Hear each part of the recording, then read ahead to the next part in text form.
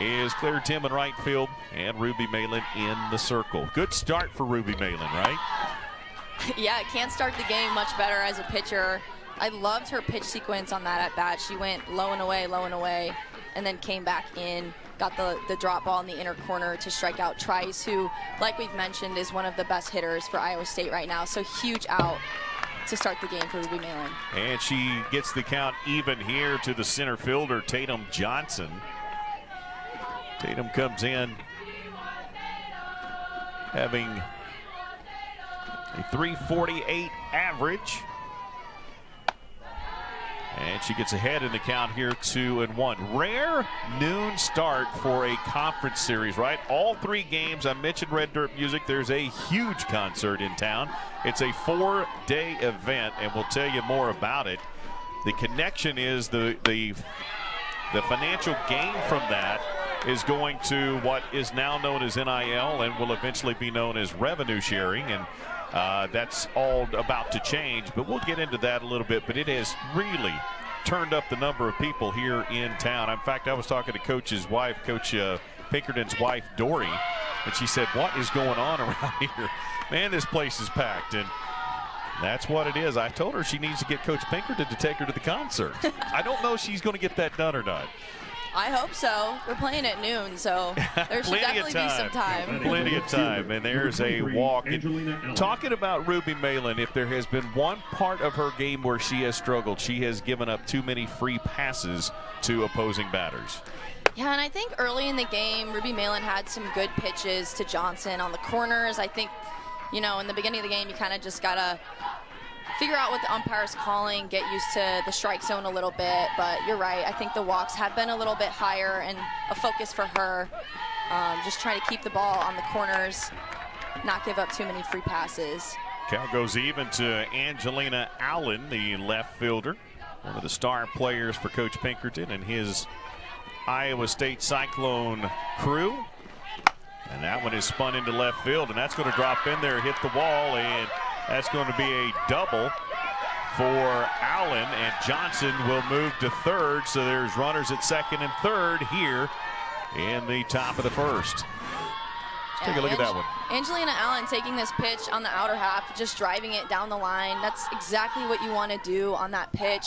She let it get deep, and Tia Warsop with a good effort in left field, but I love the response by the Iowa State offense after that strikeout in the beginning. Sometimes that can be a little deflating, but for them to just come back, get the walk, and then double. Now they have two runners in scoring position, only one out. They're in a really good spot early in this game. It's interesting, too. You as a player would certainly know this way better than most, but when your pitcher comes out and dominates, it just energizes you, and it turns over on the offensive side. So you're right, for Iowa State to come right back, get two runners on in scoring position, now then they've re-wrangled momentum to this point in the game.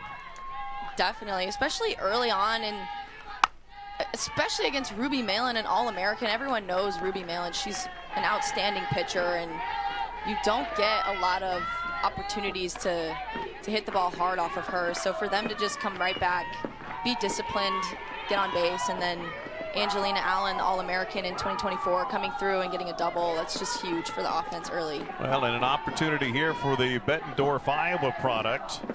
And Jessie Clemens, the freshman, got runners at second and third, but she falls behind in the count 0-2. And there's Ruby Malin deciding to challenge early and get ahead, and that's exactly what she's doing against the four-hole hitter here. Another strikeout would be huge, takes out a lot of the defensive plays and challenges that you might face, and that's a good pitch just off the outside edge. That's exactly right, and right now the defense on the infield is all within the baseline, so they're squeezing, trying to get the out at home, which as a batter in this situation, all you want to do is try to get it past the infield, but Ruby Malin doing good attacking Clemens in this at-bat. Just enough of it to tick away out of the glove of Schneidmiller, and Clemens stays alive there, 1-2. With one out, runners at second and third in an early pivotal moment in this opening game of a three-game series between the Cowgirls and the Cyclones.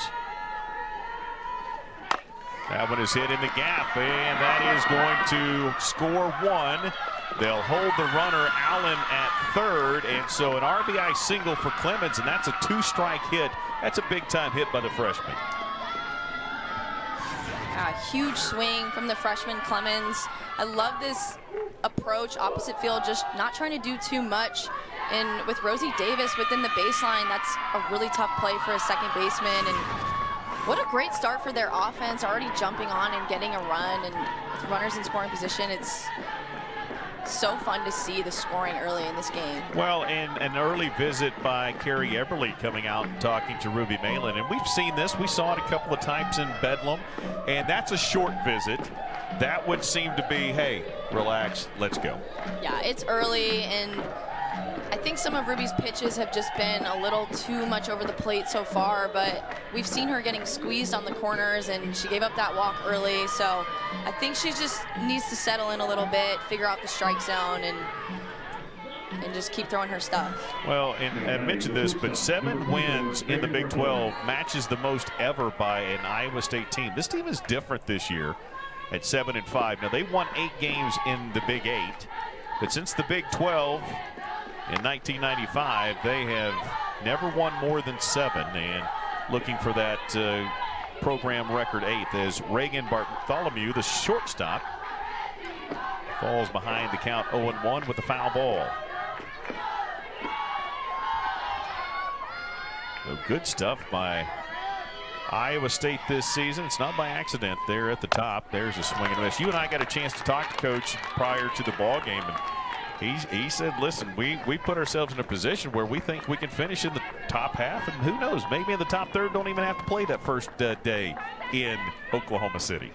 Yeah, Coach Pinkerton felt pretty good about his team's performance in the Big 12, and they had a huge sweep against UCF a couple weeks ago, and they've just been playing extremely well. They beat Arizona State twice, and this is a big weekend for them as well. If they can get some more wins here, I think they are in a great position going into the Big 12 tournament in the postseason. Yeah, he knew the teams that are coming up on that schedule. As there's a rise ball out of the zone, and Bartholomew chases for strikeout number 2, as that one just rose out of the zone, and she couldn't catch up to it. Yeah, this pitch looks so good coming in as a hitter. It starts almost at her belt and then rises all the way up out of the zone, and just Malin gets so many strikeouts on that pitch, and I think she's going to have to lean on that a little bit more right now with the way that Iowa State has been fouling and competing with her drop ball. So great job by Ruby Malin to respond and get the strikeout. So 2 gone here to the third baseman, Sydney Malot. Malot is batting .297. You chuckle. I didn't know it was Malot. You didn't trust me there for a minute. Oh, the runner, they had him, and it got away. And listen, with Coach Gundy running around here, people know what a mullet is. That's true. I wouldn't miss that one. Spelled looks like mallet, but it is actually pronounced mullet, as Iowa State now has runners at second and third. That was spun straight back. 1-2 now, and Ruby trying to get out of this jam with minimal damage, having only given up 1 so far.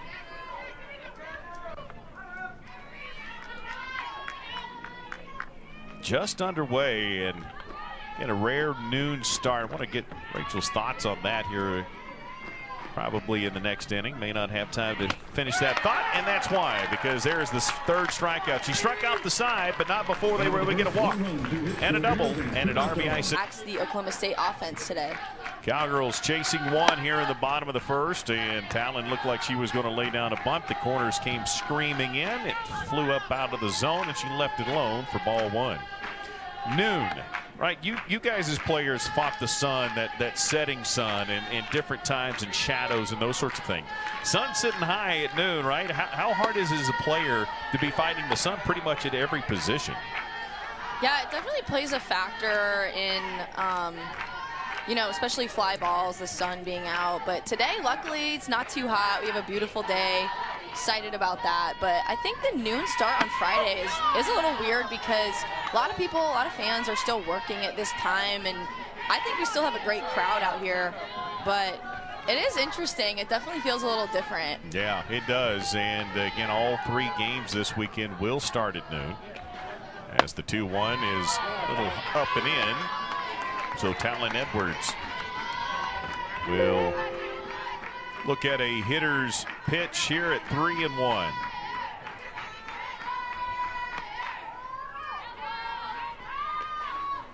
And she thought it was ball 4, started to throw the bats, and the call came in. Count goes full, and Kenny Gajewski wants to talk to the home plate umpire a little bit and make sure he's, as Keith Kearney kind of wearing it a little bit right now from Kenny G. Yeah, this pitch, I think, a little bit off speed. It kind of floats into the zone, but a really good take by Talon on that pitch. You definitely don't want to swing at that, especially 3-1, and it is early in the game, and yeah. I bet he's going to settle in and get those, but it is tough when it's early. Keith Kearney behind the plate, Robert Gonzalez at first, and Dustin Douglas at third, our umpire crew today. The 3-2 ripped foul down the first base side. Hit with some pace all the way to the wall, but it did go foul. Here's a look at the crew, the umpire crew today.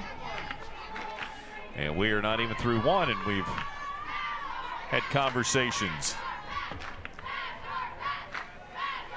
I think it doesn't help that he was pretty tight in that top half of the inning with Malin and squeezed her a little bit, made her throw some pitches over the heart of the plate. I think you're exactly right, as that is hit to the second baseman. Trice makes the throw to Clemens at first in time, and let's take a look at the defense for the Cyclones. Again, you've got, I want to say Malot. We're going to figure that out. Malot, Bartholomew, Trice in second, who just made that play to Clemens. Behind the dish again is Carly Ford, Allen Johnson to pull around the bags, and Lauren Skirman rather, excuse me, is in the circle for the Cyclones, and up for the Cowgirls is the speedy Tia Warsup. Gets that one right back to Skirman. Makes an easy throw to first on a first pitch out. 2 gone in the bottom of 1. So the Cowgirls trying to answer that run, down 2 outs here in the bottom of the first, and bring up Rosie Davis, the second baseman. You know, she has at times played really well, batting .353, but I think Coach thinks she is so talented. She still has she's still got a lot more to give. Rosie Davis has been very good, I think, for Oklahoma State over the past couple seasons. She's only a sophomore this year and just has been so clutch, I think, for the offense. But you're right, she has so much potential. She's so athletic and such a good player, so it's really exciting to know that she has 2 more seasons in Stillwater. Well, and that one is exactly what we were talking about. Sound the horn! Rosie Davis around the horn, and the Cowgirls just tied it up. That's why we talk about her the way we do. She's got so much potential, and the horn gets sounded in Stillwater. Rosie Davis, such a game changer. I think just completely shifted the momentum of this first inning for Oklahoma State, taking this pitch on the outer half and just driving it, getting her hands up to it, putting some energy in the Cowgirls dugout. No doubt about that. I thought they came in with a lot of energy, but Iowa State stole some of it in the top of the first. And the Cowgirls just put it right back in there as Amanda Hassler, the designated player, gets her opportunity. You know, Kenny has talked a lot about, Coach Gajewski has talked a lot about the potential gap, what your potential is versus where you are, and how do we close that gap. It's kind of really a Nick Saban line of thinking that he has adopted, and that's what he's done with all of his players. Like, hey, how do we take that capability gap and shrink it? And Rosie Davis is starting to shrink that gap. Great job there. So Hassler takes ball 1 there, count even at 1-1.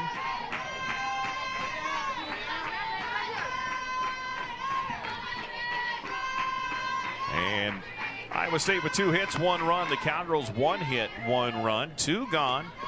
And nobody on for Hassler, and she was swinging big there. Jumped up on her just a little bit for strike number 2. Yeah, Skirman, I think, throwing a rise ball on that pitch, getting it over the barrel of Hassler. But I love how hard she swings the bat. time she swings, she's trying to hit the ball hard, and you can tell. And that's why she's had so much success over the past few weeks, is she's been swinging hard, swinging at good pitches, just getting her barrel to the ball. Hassler 1 and 2 here, steps out, readjusts, and here we go.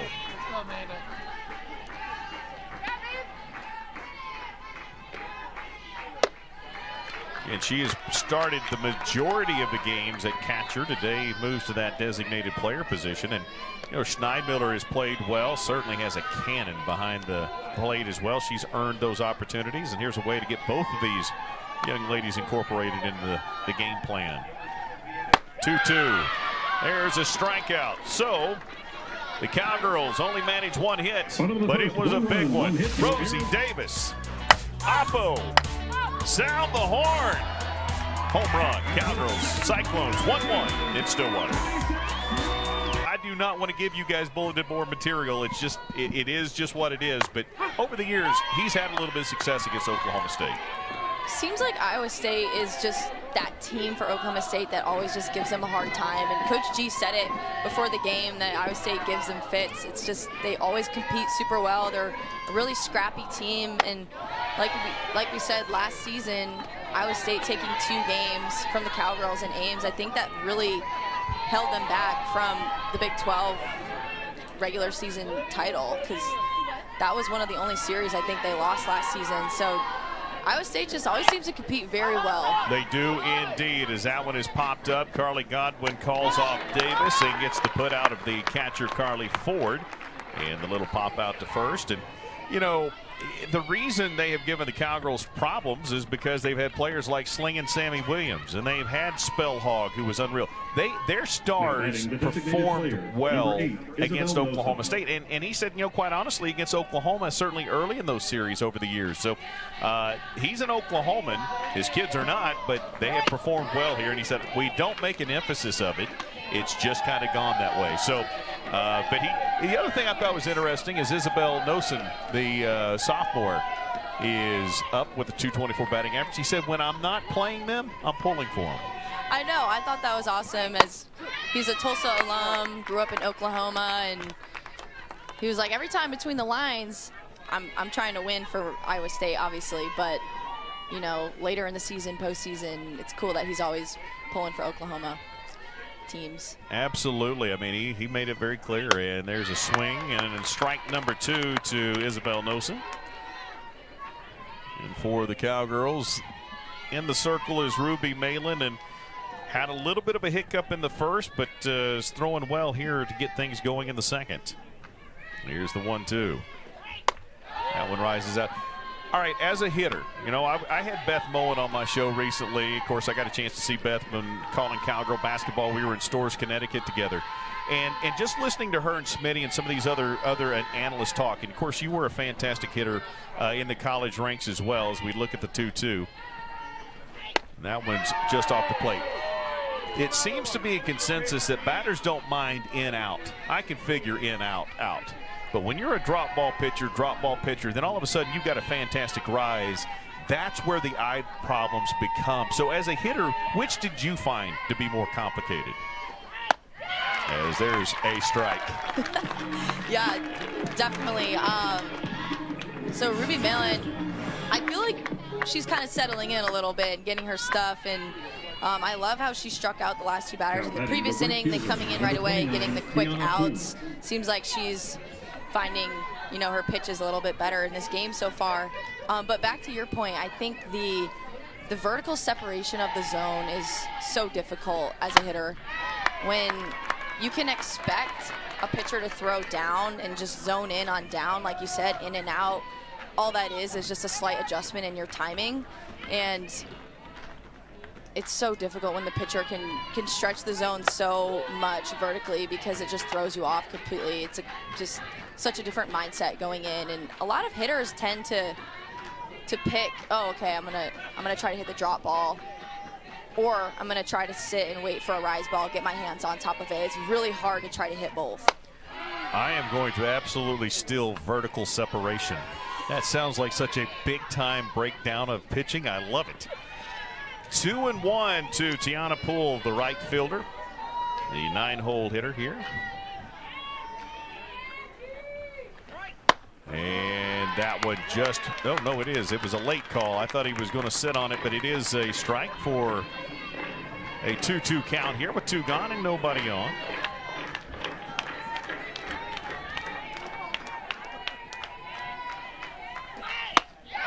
And another strikeout, the 4th of the ball game for the Cowgirls starting pitcher in Ruby Malot. Cowgirls settling it down in the circle. It's 1-1 at Cowgirl Stadium. We're back right after this. Being on the road for that long is so hard. I feel like a lot of people don't understand how much of a toll that takes on an athlete, just being in hotels, not in your element, and eating out all the time, being on the bus and trying to do school.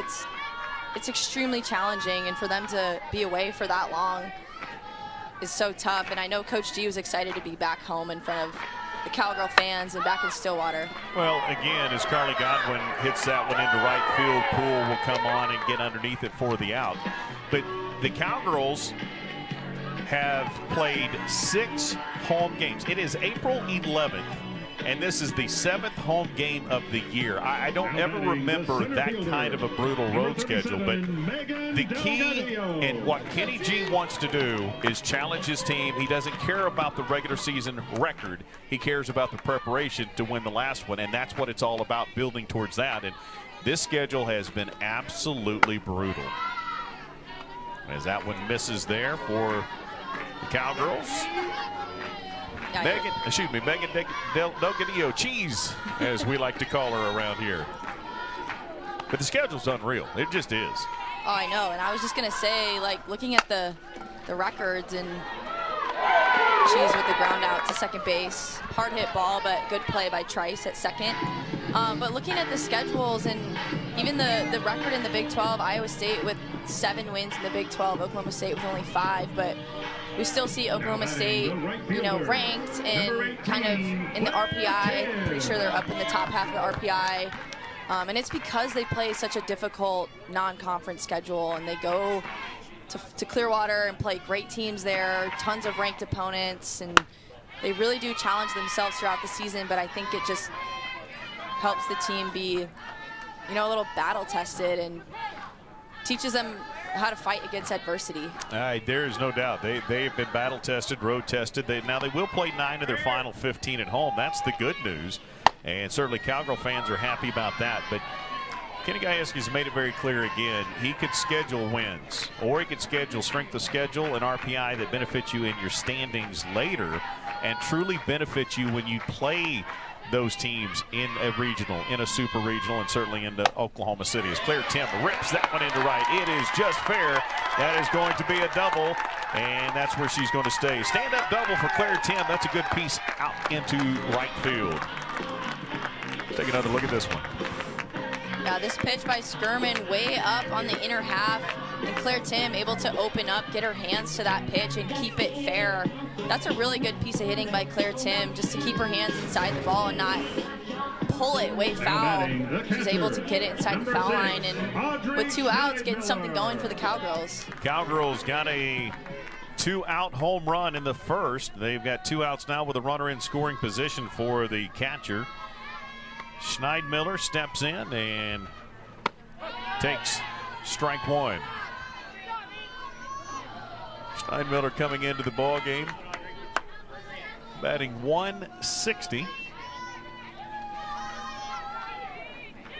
And she's behind in the count, 0-1. That off speed got her way out in front of that. Strike 2. Looking at Vanessa Shippey. Interesting, too. You know, the Cowgirls started with different. Coach Berge was at third. I think Shy Factor was at first. Coach didn't like the energy, made the change. He went back to third, and that pass ball will allow Tim to advance to third. And he put Shippey back at first, and he said, listen, we just need to change our energy. Coach Berge did nothing wrong. He loved everything about what Coach Berge had done, but he said, we have got to change the energy. Something's got to change. They made that change, and you do feel like there's a different energy on the field right now for them.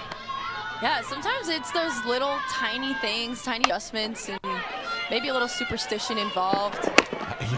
Maybe a little of that too. That's exactly right. As that one is hit to third, the play in time. The Cowgirls strand one in third. Nobody scores in the second. We're still knotted up at one apiece. Coming up, they're going to need all three. So looking to shut it down today and get that early win again. Yeah, we really have to emphasize all three facets for us to be a team that could win. As Serenity Trice, is 1-1 count. The irony with this team is they won all four of those series, but after winning their first midweek game last time out, and that was against the Roos, as that one is hit to Rosie Davis. Trice speedy down the line, but the throw in time for out number one.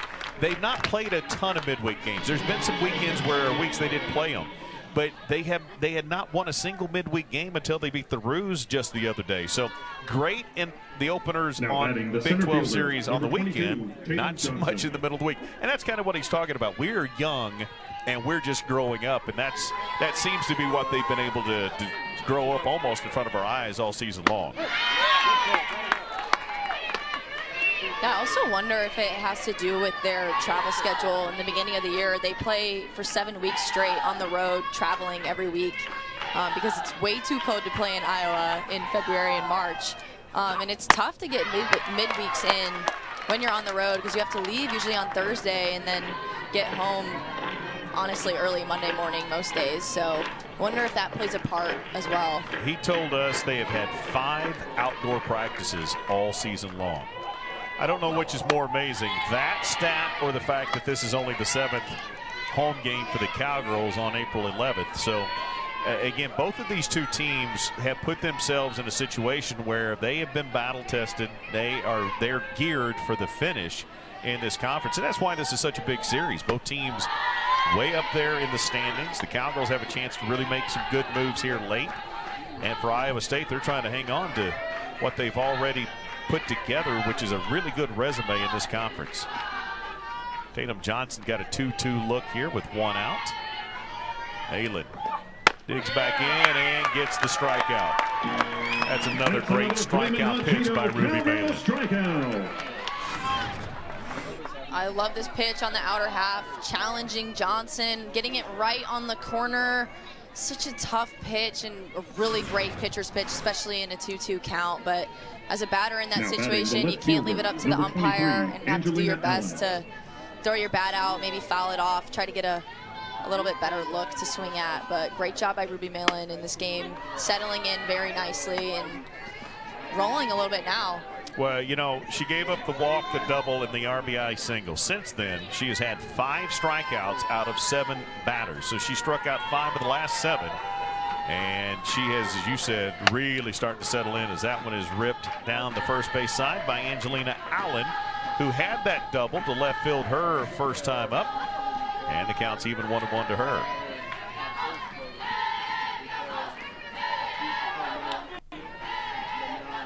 Beautiful early spring day in Stillwater. And a community that is absolutely hopping with the Red Dirt concert coming our way.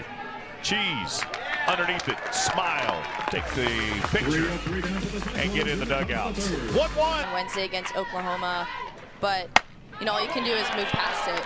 And that is going to be hit just off the glove of Poole for a double to turn the order over. That's a great job there by Megan Bledworth. Megan Bledworth jumping on this pitch on the outer half, sees it up in the zone a little bit, and just driving it into right center. Great piece of hitting there. I love the effort, too, by the right fielder out there, Poole. Just great piece of hitting and really good start to the inning for the Cowgirls. And can we, I mean, if you go back and you track some of the, maybe even for Iowa State, but certainly Oklahoma State, if you look at the successes or the lack of success for them at times this year, that's the kind of play that got made against them. You called it a great piece. It is a great piece, but they have caught that so many times against them this year. Even the bases loaded out that Talon Edwards gave up as she comes to the plate against Oklahoma. If the second baseman doesn't make that play, 2 more runs scored, and it's 5-2. They've had some players defensively make great plays against them all year long. That's very true. It just seems like sometimes everything has kind of gone against the Cowgirls offensively. Like you said, bases loaded, just line drive out. There's nothing you can do besides just keep your head down and keep doing what you're doing, because like Megan Bledworth swinging it so well, and just if you continue to put the barrel on the ball and hit the ball hard, good things are going to happen and balls are going to drop. So it's tough. It's tough as an offense to just feel like nothing is going your way, but you just got to keep grinding. Good time for a conversation with a 3-0 count to Talon Edwards. Runner in second already. I want to make one other point about Kenny Gajewski. You know, I had Beth Mowens on a radio show, and she and I were talking, and so guess who else was on that call? Kenny Gajewski. And you and I get the opportunity, as there's ball fourth to Talon Edwards. You and I, just like she does with Smitty and that crew, we get a chance to meet with coaches and like Coach Pinkerton and Coach Kenny G. And I asked her, tell me on a scale of 1 to 10 where Kenny Gajewski is in transparency as Tia Warsop steps into the batter's box with an opportunity. And she said he's the most transparent coach we talked to. Good, bad, he tells you everything because he wants a story to be told. And I think that would be our experiences as well. I mean, Kenny Gajewski does not hide anything from the fans or the media. No, he gives it to you straight and is the most honest coach I've ever met in my life. Just tells you how it is, wants you to know the ins and outs, and that's good exactly, or bad, right? Yes, yeah, exactly. Yeah. And that's how it was when I was getting recruited as well. He was like, hey, like, this place isn't perfect, but we want you to know so you can make a good decision, and that's exactly how he is with fans, media, everything. Warsop lays it down. They're safe. The bags are juiced. What a job by Tia Warsop. She laid that down absolutely perfectly. And that brings up Rosie Davis, and this is what she did last time up. Yeah, this is almost the perfect storm for Oklahoma State. Rosie Davis, one of the hottest hitters in the Oklahoma State lineup right now, and her coming up with the bases loaded with no outs, definitely a good opportunity for them to do some damage. That was her 7th home run of the season. And she's got the bases loaded, and there's nowhere to put her with nobody outs. And that off speed, that's a fantastic pitch by Securement to get ahead here 0-1. And this is exactly the player that Oklahoma State wants to have the bat in their hands in this situation. Rosie Davis is hitting over 400 with runners in scoring position this season and leading the team in RBIs and has been that clutch hitter all year. That one, very good pitch just off the plate, and that's an even better take by Davis. You know, this is what I felt like Oklahoma State was going through with that Oklahoma lineup. There was nobody to pitch around. Bases, every time there was a free pass, a hit batsman, a walk, Oklahoma made you pay for it. And that's what Oklahoma State's trying to do here now with the bases loaded, obviously. Arizona's lineup was that way too. There was just no way to pitch around anybody. That is a fantastic addition to the Big 12 in the Arizona Wildcats. And the count now in favor of Rosie Davis at 3-1. It's already a hitter's count. There's already no empty bags. This is a big pitch coming up here. Big point in this ball game.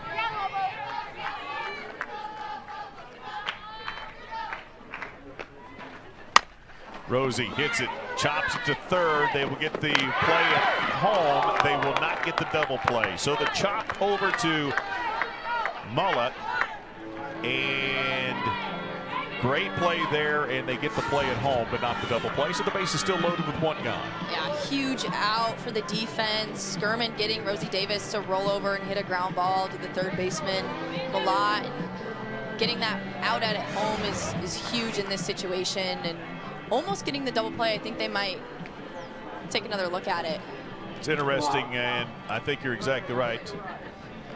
They may be reviewing this. I think they are at first, but that's first off, it's a fantastic play at third to get the force at home, and then to get the near and potentially the out at first. But so this is going to be a big call. It's either going to be runners at second and third with two gone, or bases loaded with one out. And so this review is a big one for Amanda Hassler, who will be. Well, Amanda Hassler is probably the hitter they want up to bat in this situation as well, right after Rosie Davis. She's so hot right now and just can go on and on about how hard she hits the ball and how much power she has in her swing. Last time out, she struck out. That time she lets the rise ball lift through the zone and watches it. Ball one. She's got 9 home runs on the season. And for Skurman, trying to get out of a jam. That one is spun back 1-1. Gave up the double to Bledworth, followed it up with a walk to Edwards, then the bunt single by Tia Warsop, and then got the out with a fielder's choice by Rosie Davis to force it home. So Bledworth was out. The base is still loaded and 1 gone. That one is hit. And I'll be honest, right now, when you look at Skurman versus Hassler, it doesn't look like Hassler's getting square hits right now. Everything seems to be kind of just missing.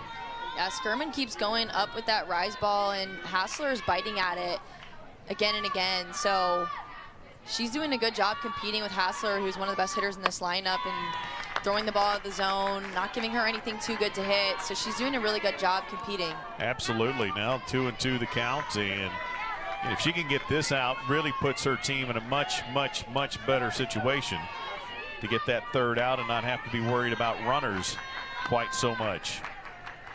Right now you got a tag up in play. You got a lot of things. Another soft hit ball, and there it is. Third baseman comes over.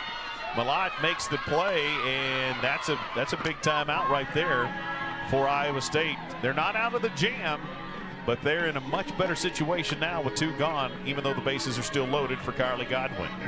Yeah, huge out for the defense, and Skurman just doing a good job attacking both Rosie Davis and Amanda Hassler, trusting her stuff. Those are 2 of the most powerful hitters in the lineup, and another one here, Carly Godwin. But love the way that Skurman is trusting her pitches right now and throwing super confidently to the heart of the lineup. And that one is hit square into right field. Getting back is pulled. The first pitch, line out, and again Iowa State forces the Cowgirls to lead some on the bags. 2 good teams going at it. It's 1-1. Big 12. We've got a tie ball game as we go to the top of the 4th. Then Jessie Clemens shows that bunt. She had an RBI single her first time up, and right there brought the corners in. And let's see if the Cowgirls now will play back, or if they're going to play for that potential bunt here against Clemens.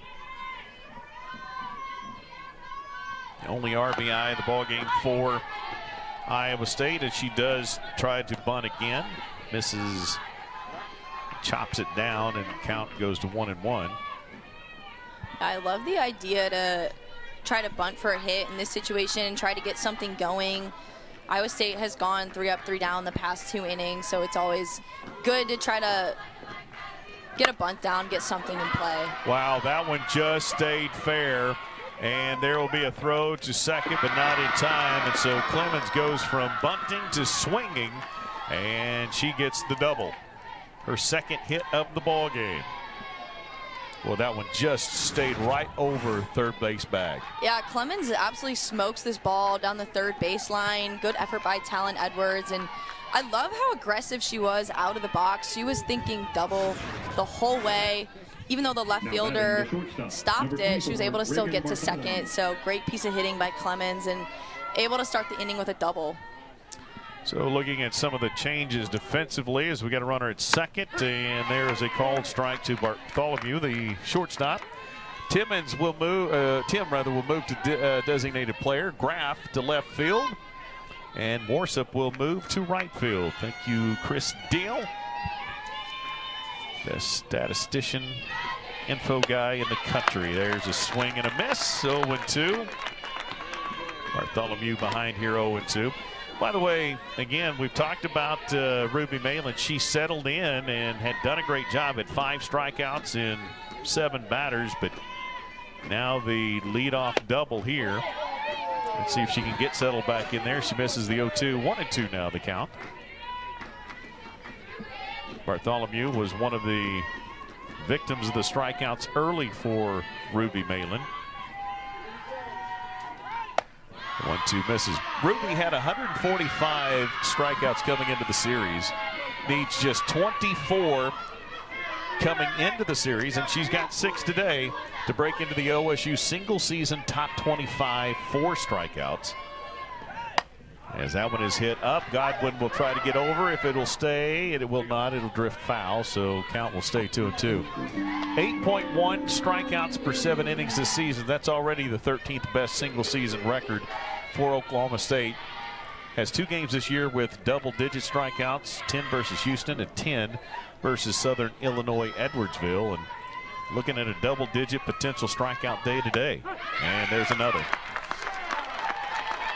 Right on cue, Bartholomew goes down looking.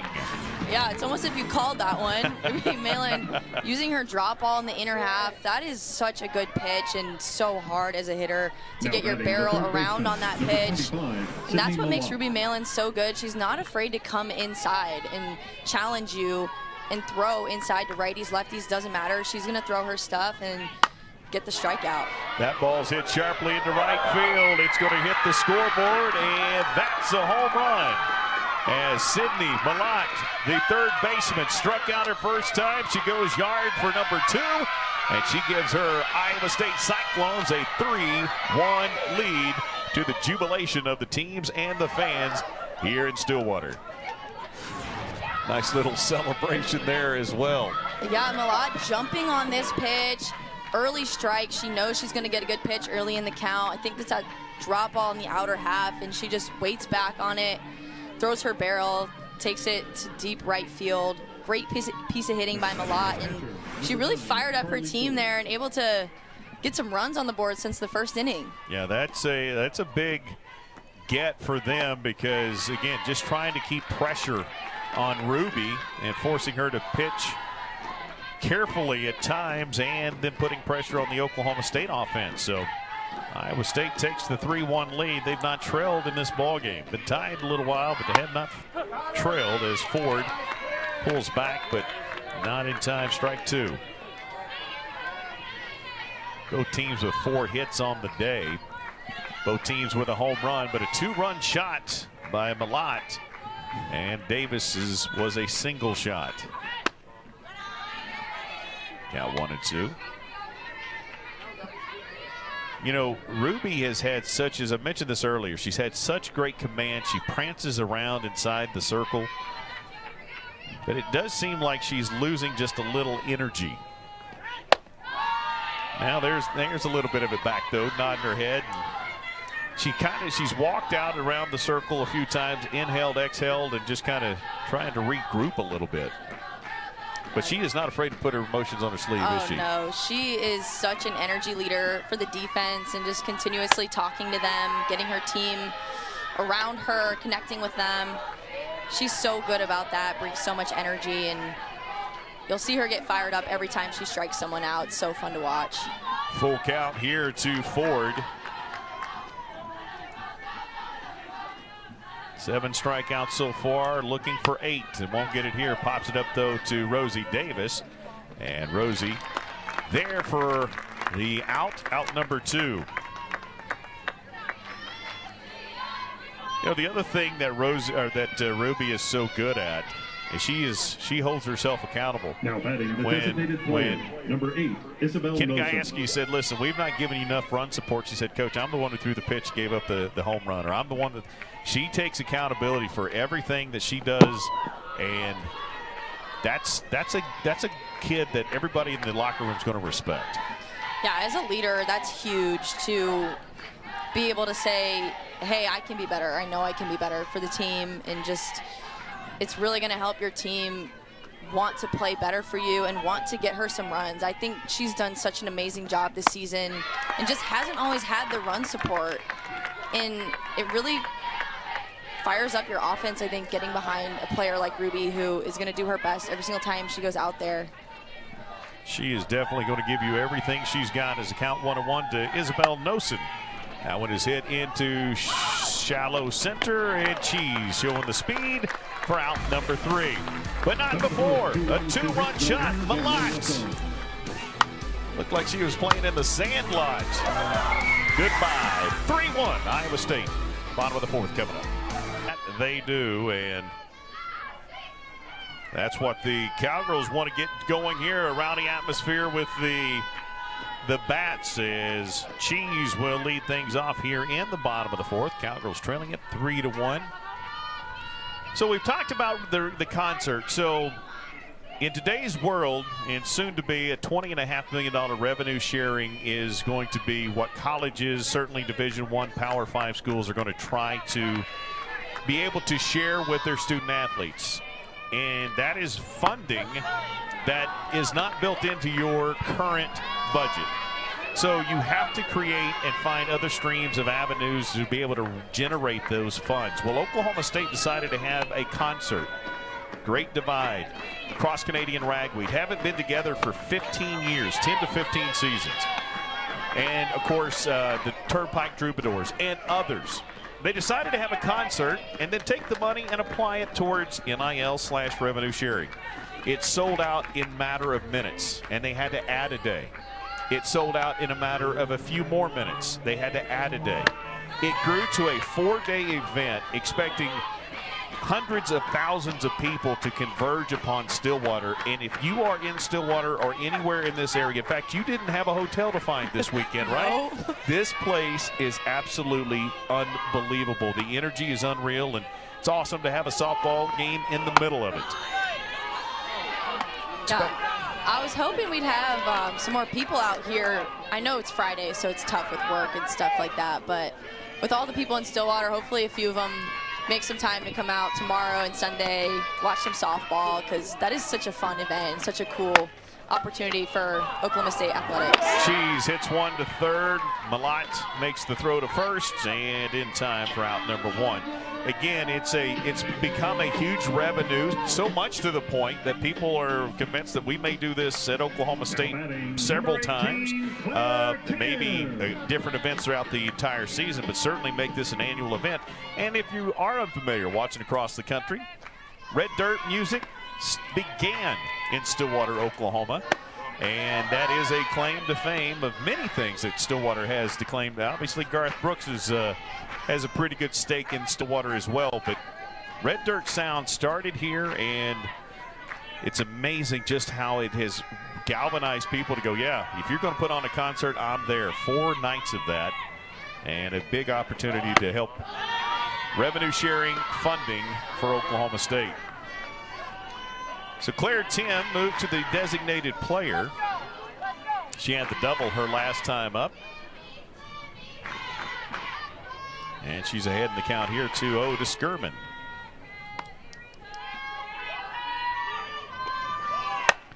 That one is hit underneath that one a bit as Johnston comes on, calls off Trice, and makes the catch in center field. Skirman doing a nice job throwing her stuff up in the zone.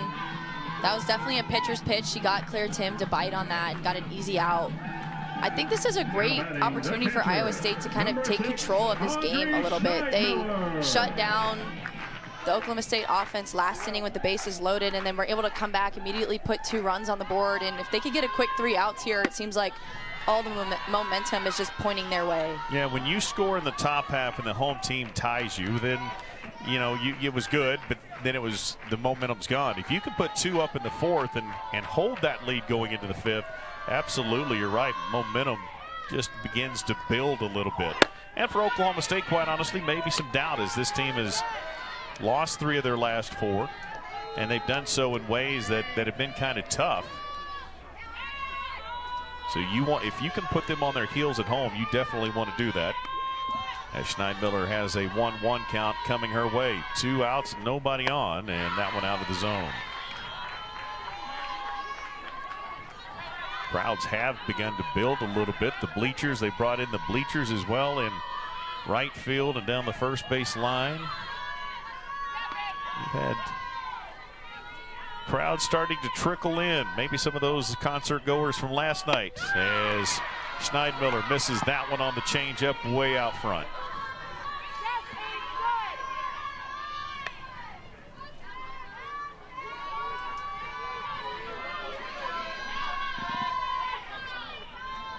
Here's the 2-2. That one is hit. Soft roller to Bartholomew, and the throw over is easily made. So Iowa State does hold in the bottom of the 4th. They own a 2-0 lead here. Very uncomfortable at this point, and they're going to keep fighting until the last pitch. But really cool to see Iowa State having such a good record when leading after just 4 innings. No, again, and you know, the come from behind victories for Oklahoma State were against teams like Alabama, and we're talking top 10 teams. I mean, they're uncomfortable being uncomfortable, but you don't want to let Iowa State get too comfortable. And right now, I would say Coach Pinkerton's feeling comfortable, but he's feeling decent about his team and given the record that they've had to this point on the season with the lead after 4. But starting here down 0-2 is Poole. The right fielder struck out last time. That one rises out of the zone. Yeah, I was going to say, I feel like Coach Pinkerton told us they really need to just lock in their pitching, hitting, and defense, get all 3 going today in order to compete well against Oklahoma State, and they've done that so far. They've put 3 runs on the board. Their defense has been perfect, and Securement is doing an outstanding job in the circle. So if they can keep that up, they're going to be a really tough team to beat. Yeah, I mean, the Cowgirls got the home run, right? So there was the 1 pitch, but even in a bases loaded situation, they got the force at home, made good plays behind it, good pitching to follow that up. And the offense has been there as well to give them 3, and there's a heck of an effort right there by Claire Tim. Actually, excuse me, Warsop moved to right, and that's a heck of an effort there to track that thing down. The wall just got in the way.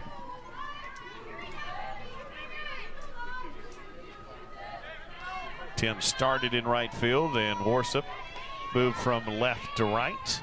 Part of the defensive changes, which we have seen almost every single game for Oklahoma State this season. There's a strike 3 call to start the inning, and that's the second strikeout for Poole. That's a fantastic pitch by Ruby Malot. Yeah, great pitch on the inner half. I think that just freezes Poole a little bit. It's definitely over the plate, something you need to fight off as a hitter. She had a good competitive at bat, and then I think Ruby just coming in froze her a little bit and able to get the strikeout. 8 strikeouts on the day for Ruby Malot. Said this earlier, she's had a couple of games that she's had double digits, and she's 2 away from that. Has only given up 1 walk today, but has given up 4 hits.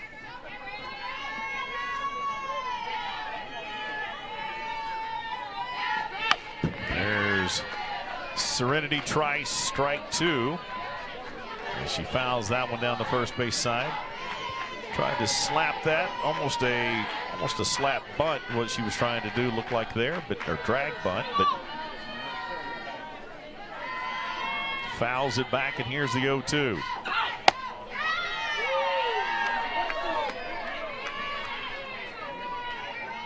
The 0-2 pitch from Ruby Malot. I would love to know, see how good Chris Dill is. Love to know what that next pitch is, a rise ball out of the zone. It seems like it's always her go-to pitch on an 0-2 count. But there's a rise ball, and Trice can't catch up to it, and another strikeout here in the inning. That rise ball, just such a good pitch for Ruby Malot, a punch-out pitch. She just climbs the ladder with it. And now batting the center fielder, with 2 strikes, it looks good coming in. As a batter, you want to foul that off and keep fighting, but it has so much movement on it, and with such high velocity as well coming out of the hand from Malot, it's such a good strikeout pitch. There's a swing and a miss to Tatum Johnson. I was given a number, but you got to remember this, that 92% of all statistics are made up on the spot. Here's made up numbers. I'd love to know that number. That one's in the dirt, bounces in there, and that drop ball dropped a little early.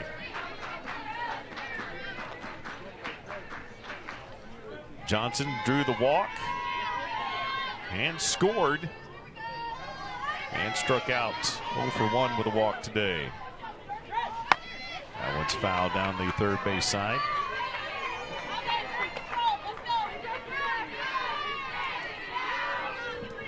Ruby talking, and she's got a little Samantha Shaw in her. I mean, she's just kind of got that little edge. She kind of prances a little bit like Jordy Ball. She's just kind of a compilation of a lot of players. And she did it right there with a strikeout. How about that? She won looking. Poole got caught looking. Trice struck out on a punch-out pitch, and Johnson watching that one as we see them 1, 2, 3 right here. Looking, swinging, and watching it go by. So that's amazing. 9,000 plus fans to come watch a game. I know the Cowgirls didn't, again, play the way they wanted to, but that's got to be so much fun to play in front of that kind of electricity. Yeah, it's such an amazing event that they did. I'm so happy that they still scheduled a game against each other to kind of keep that Bedlam tradition alive, and to have that many fans out there on a Wednesday night is huge and just shows the growth of softball, the growth of women's sports in general, and it's just such a fun environment. Yeah, this is a sport that is absolutely growing by leaps and bounds, and it has definitely done that in Stillwater, America as well. And large part because of the success, as that one's fouled and count will go to 1 and 2. But I mean, the Cowgirls, again, one of only 2 programs to go to 5 consecutive Women's College World Series in the last 5 seasons. The success rate at Oklahoma State right now is very high. You were a part of that, and it had to be fun to play in front of the buildup that's been going on here the last decade. Yeah, it was amazing to play in front of all the fans and just to see the growth year after year. I mean, even at Cowgirl Stadium, they put up more seats every single year. Like the deck over there, the bleachers over in right field are permanent now, and it's so fun to see. And I love that they had that game, the Bedlam game, at Hall of Fame, where there's so much culture and history, and that's obviously where the World Series is played, and such an incredible venue. That one just a little out front for Bledworth as it'll go foul by about 3 feet on that third base side and out in left field. And so the count will go to 2 and 2. She doubled last time up and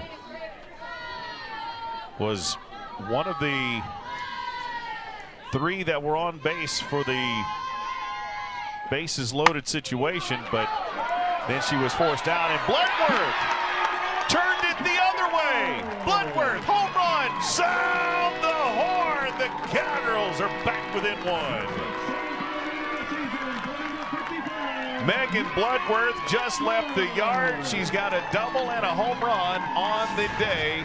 Great job from the left field to the right field. Yeah, and Megan Bledworth putting a charge in her team, just taking this pitch on the outer half, right where it needs to go, over the right field fence. Very similar to her double that she had in the 3rd inning, where it was an outside pitch on the upper half of the plate. She drove it into right field, and same thing again, outside pitch on the upper half of the plate, able to get a little bit more under it this time, drive it over the fence. Just a great piece of opposite field hitting from Megan Bledworth. Great job right there, and we may have a pitching change, and we'll see what these changes are going to look like for Coach Pinkerton. But she had the double. I was just saying she had the double, and then she got thrown at it at home on the great defensive play on the force out by Iowa State. So even though she had the double, she didn't get to score, but that time Megan Bledworth just did it all on her own, left the yard, and the Cowgirls have 2 single home runs on the day, and that's a 3-2 score right now. We do have a pitching change. We'll tell you about the new young lady in the circle for the Iowa State Cyclones coming up as we continue. Change for Iowa State, and Ralston's first pitch inside to Talon Edwards as Cowgirls turn over the top of the lineup over to the top of the order with a home run by Bledworth, drawing the pitching change.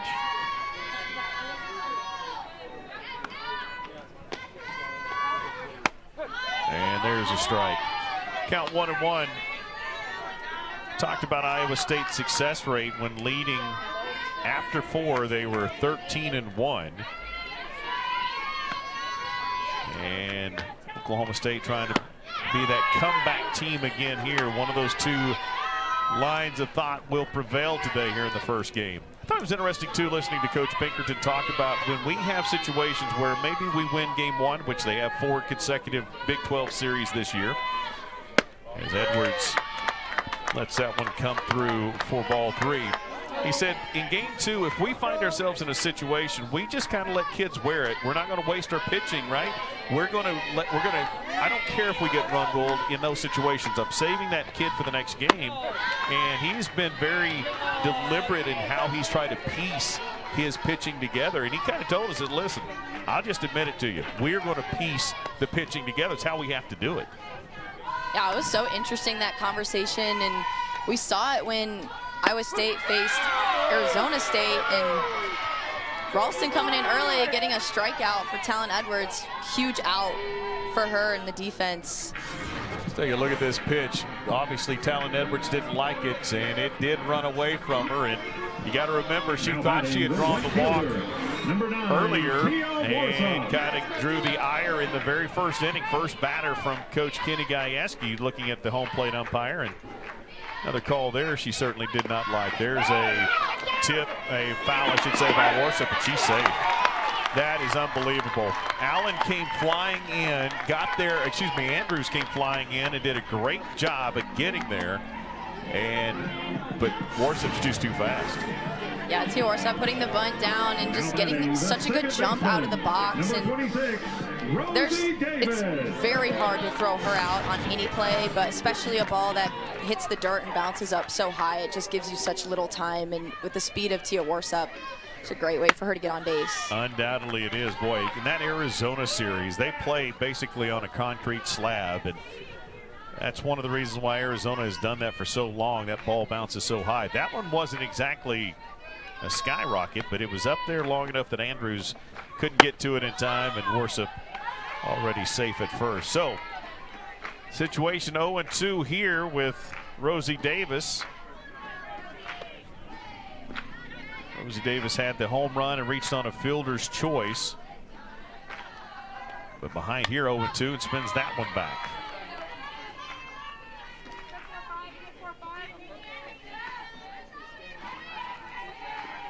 Cowgirls have trailed this entire ballgame, down 1-0 after the first, and then tied it. I shouldn't say trailed the entire time. It was tied through 3, then trailed 2-0 after 4.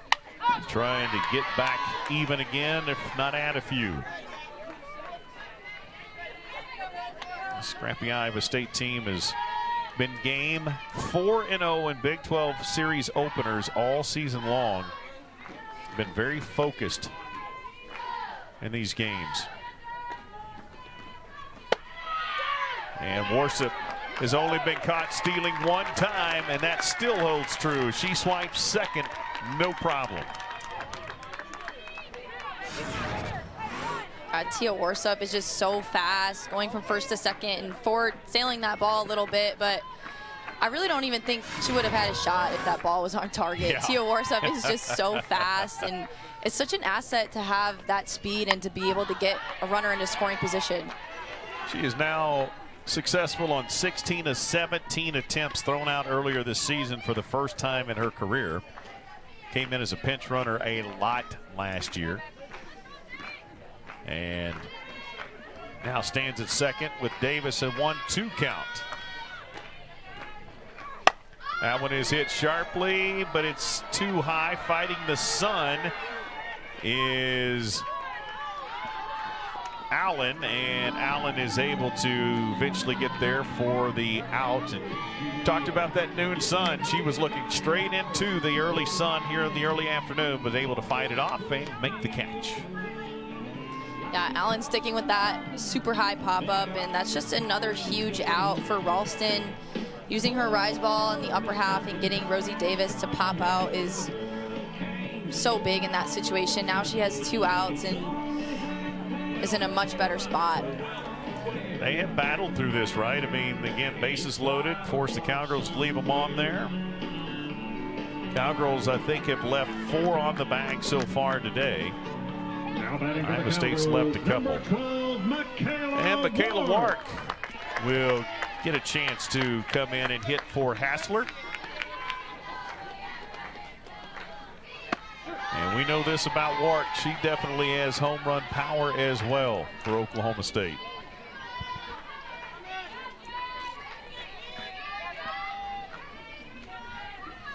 Starts out behind in the count 0-1 to Jaden Ralston, who came in after giving up the home run to Bledworth.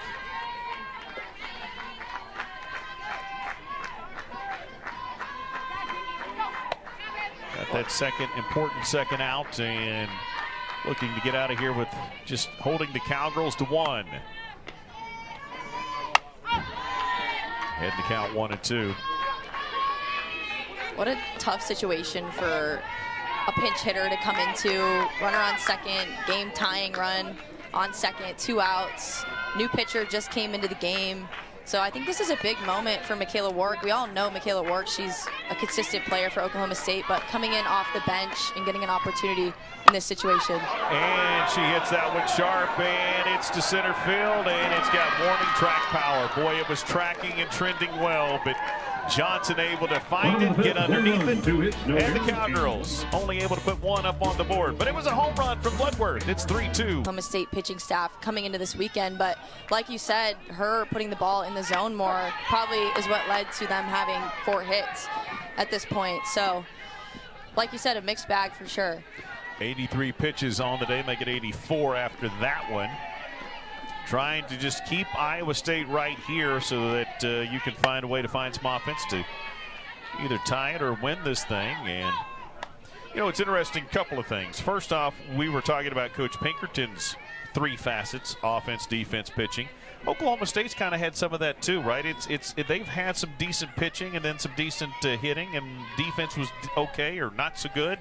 Maybe some errors, and Oklahoma State hasn't put together all 3 facets as well as they want to yet this season either, I don't think. Yeah, I agree. It seems like a lot of the times when the pitching is on for Oklahoma State, the offense is faltering a little bit and vice versa, and that makes it really difficult. But I wanted to point out in this situation, we have Talon Edwards playing in between Megan Bledworth and Rosie Davis up the middle. So the Cowgirls defense putting a little shift on for Allen and going to try to get her to ground out easily to the infield. To the right side, right, which means you got to be pitching her inside because you don't want to give her anything she could push over the other way, and she fouls that one back. But interesting, right? And they have done a lot more of this the last couple of years, or a couple of games, I should say, this season. They've moved them left, they moved them right, and they are very deliberate in how they pitch the batters in this situation. Yeah, and I think that just speaks to the trust of Ruby Malin to be able to throw the ball exactly where she needs to throw it so that the plan plays out and Allen hits it into the shift. And she's not going to hit it at all. She comes up empty. Strikeout number 11, and that is the 4th in a row for Ruby Malin. Yeah, Malin using her drop ball here. Great pitcher's pitch, just a little bit out of the zone, I think, but something you have to swing at as a batter with 2 strikes. You don't want to leave anything up to the umpire. Did you ever face a shift like that when you were batting? I faced, for me, as an opposite field hitter, sometimes for me the center fielder would literally be standing in left center directly, and then the right fielder would be over in center, but nothing that extreme. Did you ever feel like if you do that, I'm just going to hit it where you're not? I don't care what you throw me. That space out there, I'm going to find a way to get it there. Yeah, I mean, that's the idea for sure, is to try to pull it or hit it where they're not, but it does make it difficult when you're facing such a high caliber pitcher who isn't going to throw you inside in that situation or outside, wherever it may be, and they're not going to let you hit it over there. It's really hard to pull something that's outside, and so it's tough. Jessie Clemens behind is 2-1, I should say, ahead in the count. Had an RBI single in the first, had the double, so she's 2 for 2 today.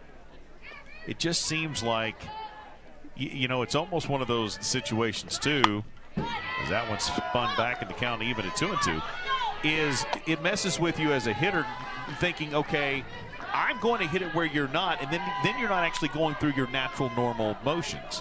So it can be a double-edged sword on the hitter. Definitely. Once you start thinking like that too, like, and personally for me, get in my head about what they're throwing, it's all downhill from there, to be honest. There's a good hit by Clemens. She stays perfect on the day, 3 for 3 with a single back up the middle. And done a great job there so far today. That'll bring up the shortstop, Bartholomew, who has struggled a little bit today with a couple of strikeouts. Batting .294, got some power and a runner on, but she has definitely struggled today. Ruby would like to keep her off balance. The shortstop for Iowa State swings at pitch 1, and there's strike 1. Yeah, Clemens just having a day today against Malin, which is very hard to do. I love her approach and her at-bats. She's coming up, swinging at good pitches and making Malin throw her strikes, and she's swinging hard at him. Bledworth to Davis to Godwin. Double play. The Cowgirls get the 6-4-3. And the double play defense behind Ruby Malin. And the Cowgirls trailing it by 1, going to the home half of the 6th here in Stillwater. Malin coming into the series, number 3. And I want to follow up your point as the 0-1. You mentioned this point from the top of the broadcast that the Cowgirls need to find that second pitcher, right? And right now they're still trying to find that second pitcher. 100%. We have seen Katie Coots in the beginning of the season doing pretty well. She had a couple of really good outings, and then obviously Riley Crandall has been kind of in and out with injury. But they really need someone to step up behind Ruby Malin. She has thrown so many innings, so many pitches for this team.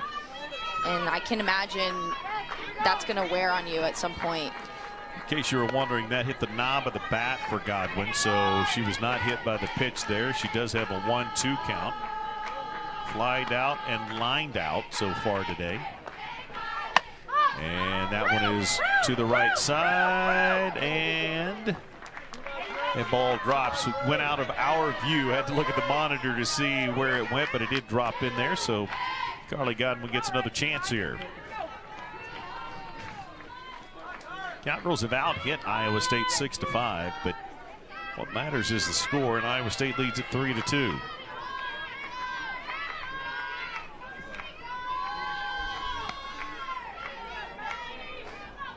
Here's the pitch. And Godwin will go down swinging. Out number 1. And that's that rise ball from Ralston, just up on the outer half. She had been throwing it consistently to Godwin, and she was fouling it off, biting at it, and then finally she's able to climb the ladder and get the strikeout. You know, Godwin, if you see her eyes in that AB, it looked like she was locked in and was following it and tracking it well, but it just jumped on her, and bat came out underneath it. There's the first strikeout for Ralston today. Cheese shows bunt. Corners come screaming in. Misses for ball 1.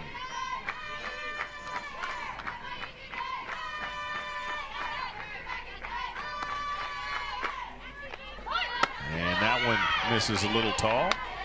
You know, for Oklahoma State right now, it may be about manufacturing a run, right? Getting speed on, getting the steal, and then just trying to find a way to move them over and just try to get this thing tied up as much as anything. And that one is chopped foul.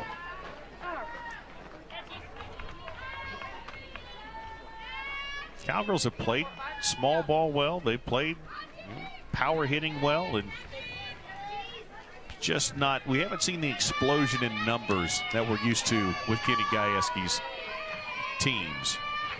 Yeah, I totally agree. They have such a variety of players on the team. They've got speed, high average power, just a really good mixed bag. And Ralston able to get Cheese again on a pitch up in the zone to just pop out. And she's doing a great job just attacking these Oklahoma State hitters and making them get themselves out. No doubt about it. And out 2 of the inning, and Ralston continues to not allow the Cowgirl hitters to get much of the barrel on the ball, and has done a good job mixing it up as Claire Tim takes strike 1. Tim 1 for 2 today with that double. 1 home run on the season.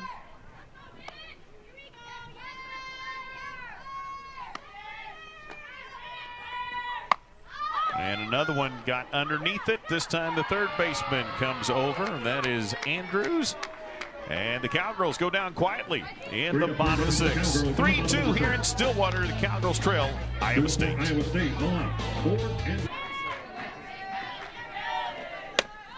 that one is out of the zone.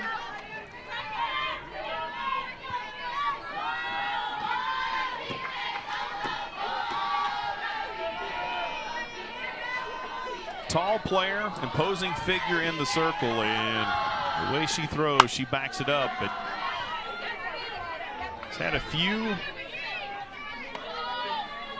control issues throughout the course of the middle part of the season here, and quite honestly, he's probably given up too many walks all year long for her liking and for the pitching staff. But immediately right there, she missed that pitch. It was fouled, and she immediately taps herself and looks inside and says to Carrie Eberly, the pitching coach, "That's my bad, my fault." Always holding herself accountable. Yeah, I was looking back at the last weekend against Arizona, and the Oklahoma State pitching staff had 15 walks in that series, and that's not all from Malin, but just a good representation of how it's been going. Well, Malot left the yard once. Malot has left the yard a lot, twice today, adding to the one-run lead, giving a little bit of a cushion, I should say, for the Cyclones. And the celebration is, I got to tell you, that's a fun one. Let's take a look at this pitch. What a swing by Malot, going up and getting this pitch. She keeps her hands high and doesn't try to do too much, just goes to extension, and that ball just soars over the fence. She is seeing the ball out of Malin's hands so well today. 3 RBIs for her team. Having a great day. You know, you say that's fat, it's thick, it was pretty meaty either way, and Malot definitely lined it up, got the barrel on it, and just absolutely, as you said, let the bat do its job and left the yard for a second time today.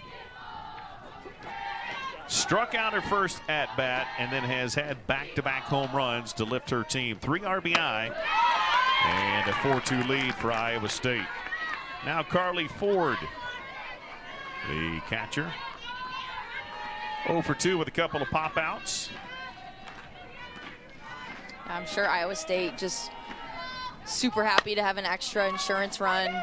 Seems like you can never have enough in the Big 12, and you never know what's going to happen in the bottom of the 7th. Well, and as we've talked about, this Cowgirl team has had comeback victories, and as you said, not in the 4th and the 5th, and kind of came back in the 6th. They have been 7th inning heroics many times this season, so they're never fully out of a game. The bottom of the order, though, is due up for Oklahoma State with Schneidmiller and Bledworth if they hold true to the lineup. There's a swing and a miss for Ford. And another strikeout, and that matches her career high of 12. As I said, a mixed bag today, though. Haven't given up the home runs and a lot of hits and a lot of strikeouts. The third baseman, number 6, McKenna Andrews. I'm also seeing a lot of pop-outs today on my score sheet, and that's kind of uncharacteristic of Malin. Usually about 63% of the balls hit off of her on the ground, and she's continuously rolling balls out to the infield, but a little bit different today. Andrews went to third, stays in and hits for herself, and then ended up getting hit. So she goes to first with 1 out here. Now batting the pitcher, number 45, and they will Ralston. let Ralston come in and hit as well, so she will have her first AB of the day. Runner at first, 1 gone. Iowa State trying to get more insurance here at the top of the 7th to get their 5th series win of the season. Would make them a perfect 5-0 in Big 12 openers this year. The 0-1. Maybe a little low, a little outside.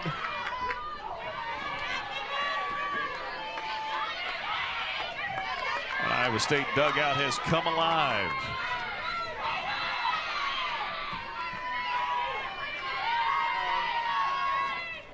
That one is hit into right. Warsup on, calls everybody off for out number 2.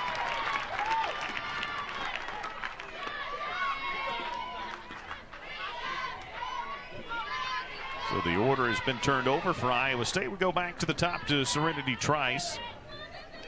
Now batting the second baseman. There's a number good-looking 1, Serenity Warsup Trice. and that speed.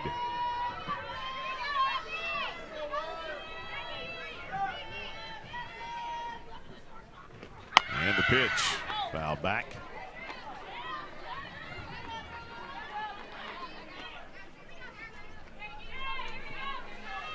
0-1. 2 gone, runner on, and Trice.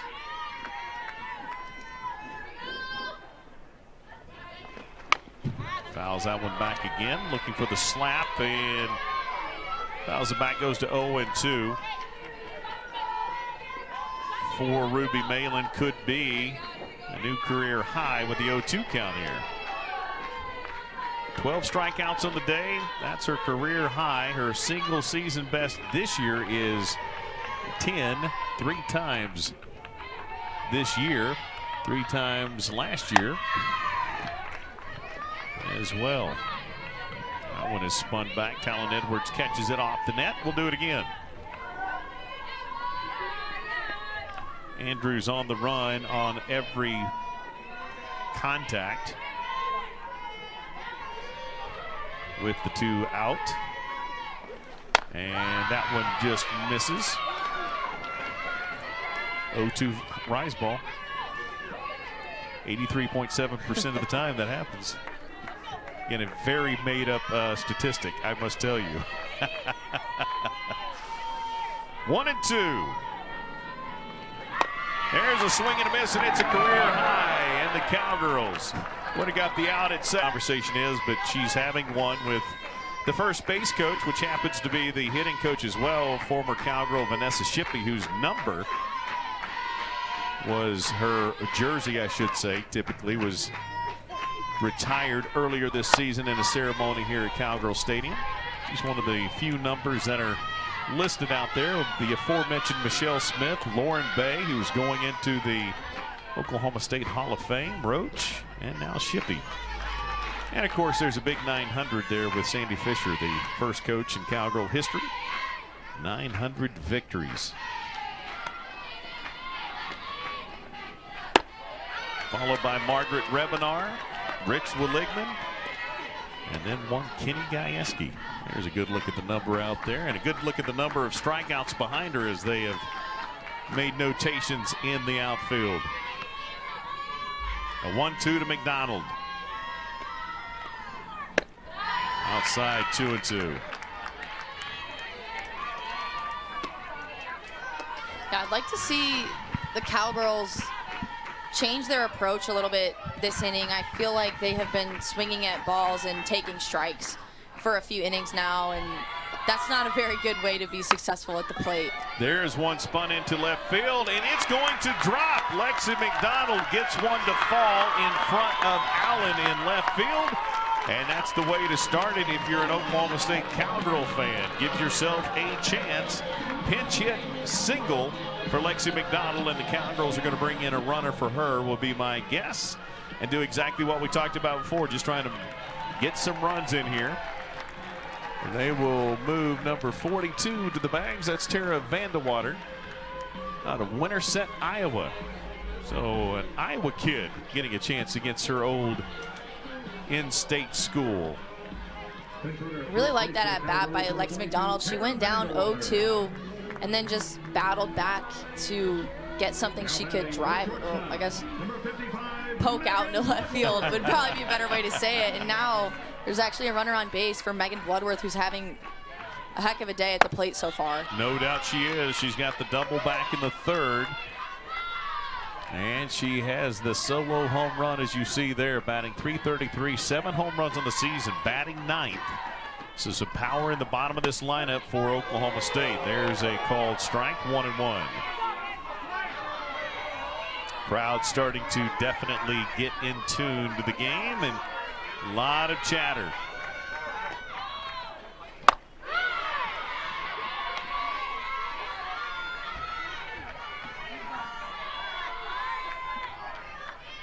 Bledworth hit the home run, and then Ralston came in immediately after. So this is the first time she has seen Ralston this afternoon.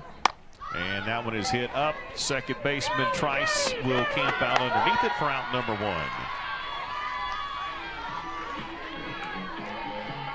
We go back to the top of the order. That's a big out for Ralston in the defense. A lot of her pitches have that upspin to it, so even though that pitch looked like it was coming down the heart of the plate, had a lot of spin on it and caused Megan Bledworth to get under it, pop it up. So as a hitter, what are you looking to do with the ball with that kind of spin? Yeah, with upspin, I'm always thinking keep my hands up and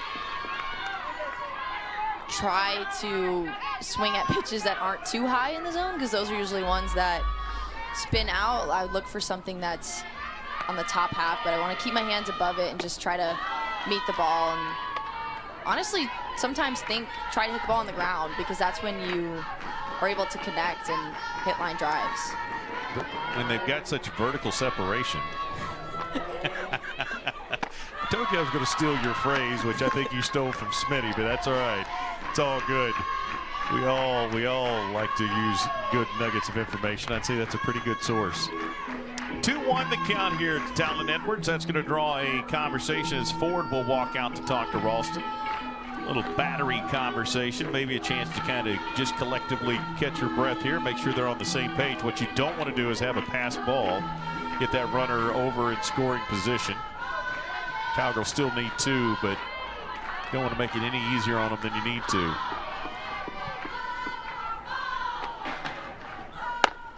That one's out of the zone, ball 3. The other thing that's interesting, we always look at a pitcher and go, well, they missed there, but for all we know, that pitch was called to be a rise ball out of the zone. 3-1.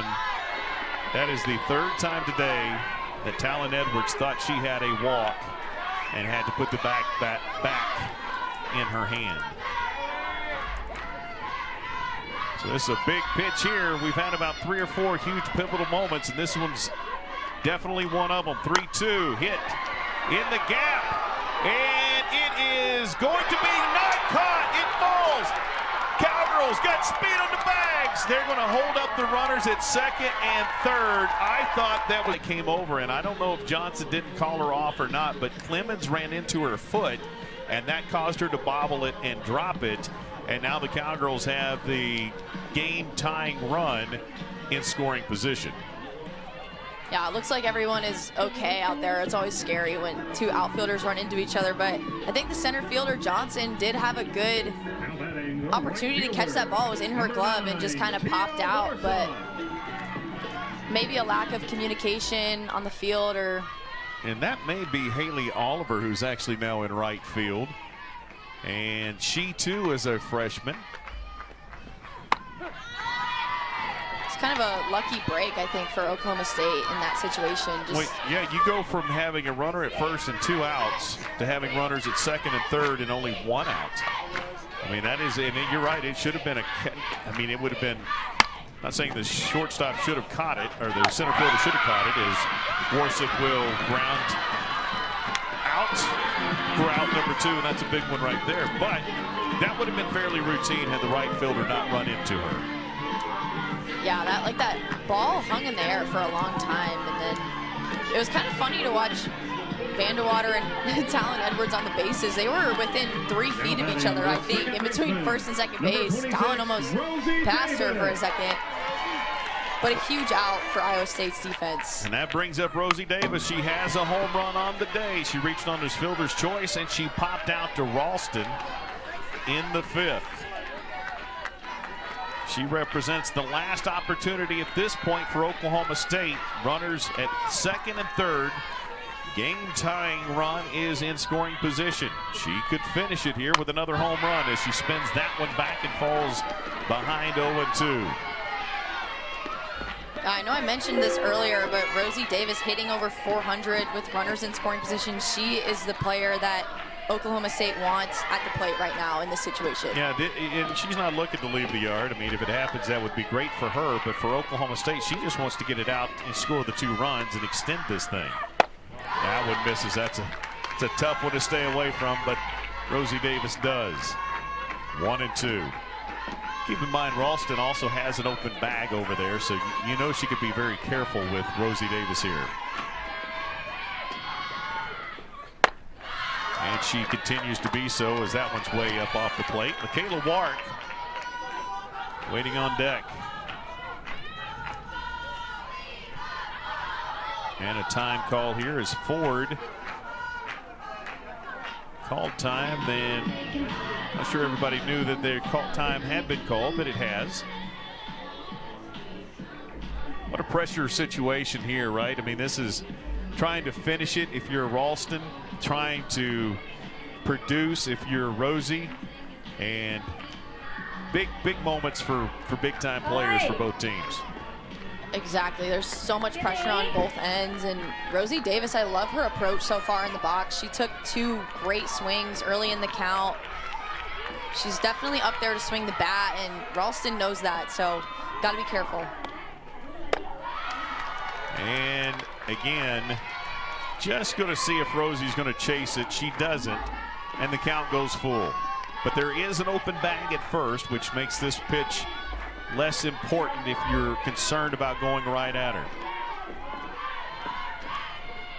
They do go at her, and she spins it away. That's a fantastic pitch, and that's an even better get by Rosie Davis. Too strong for her to do anything with. It would have been a strike. Rosie had to make contact. She does, and we do a 3-2 all over. Here it is. Foul tip, stays alive again. Ralston shakes her head almost like, what I got to do to get it by her.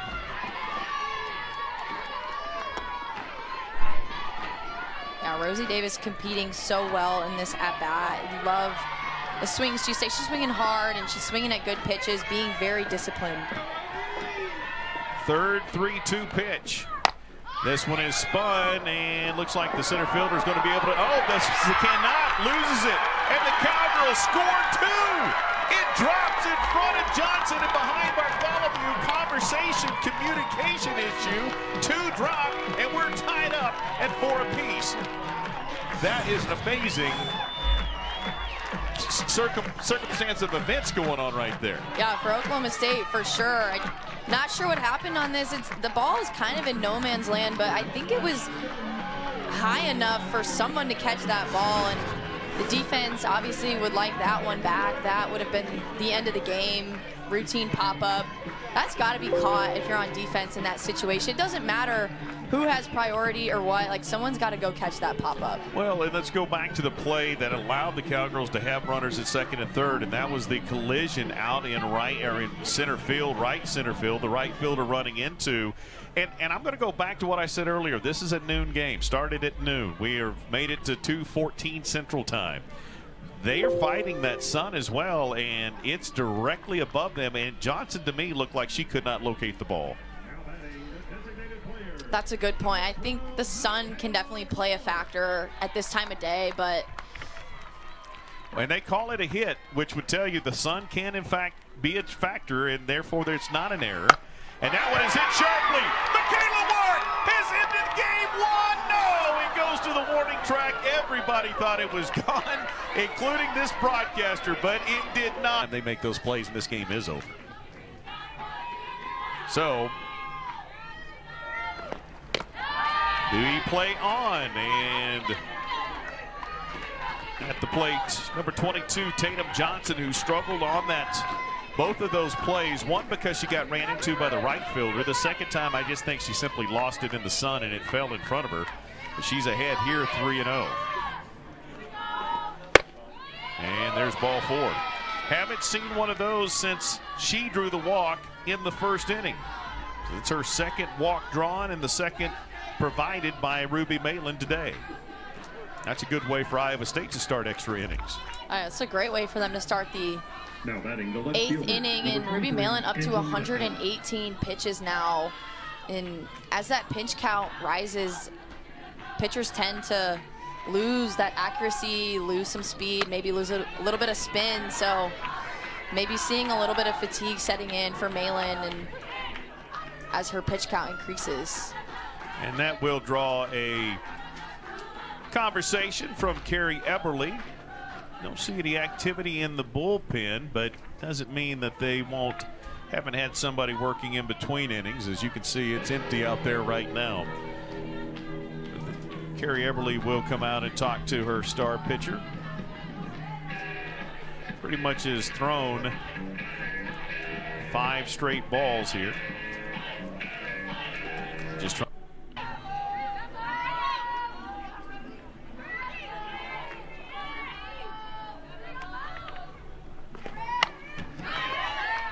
you and I both thought Michaela Wark's ball was gone. It sounded thick, it traveled quick, and it just got stuck on that warning track. It's amazing how that ball just seemed to die. I think maybe a little bit of wind coming in. Just honestly, it looked like that ball hit a wall and just dropped straight down. Because I'm with you, I thought off the bat it was gone. Job by her. Give Johnson credit for that one. I mean, that one was, she's fighting the elements there as well, but able to get there and make that stop. And there is strikeout number 14 for Ruby Malot. Job by her.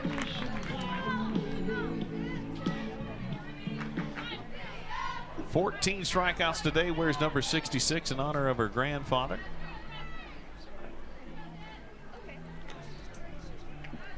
Yeah, another huge out for Ruby Malin to get Angelina Allen, the All-American in 2024. Just such a strong hitter, has so much power.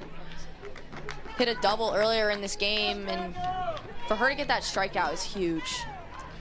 Jessie Clemens is next, and boy, you said it earlier, she's having a day.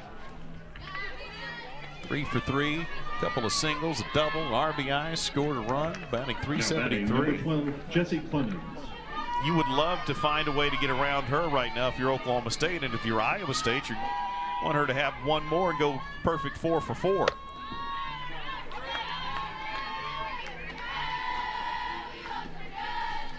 Little things really mount up in a game like this. Again, let's go back to that run at the top of the 7th for Iowa State. We called it insurance, and it was an insurance that they were able to get into extras.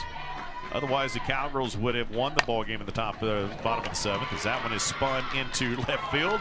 And Jessie Clemens does it again. Another single, and Iowa State's got runners at first and second with 1 out. It wasn't much of contact, but it was enough to spin all the way out to the Cowgirls in left field. Clemens continuing Now her batting the shortstop, amazing number day at the 24, plate, Reagan going Bartholomew. 4 for 4 against the All-American Ruby Malin. That is not easy at all, and that ball just squeaked through the infield and able to get another hit. Perfect 4 for 4. You'll take those, and there's a ball to Reagan Bartholomew. Strikeout, strikeout, ground out.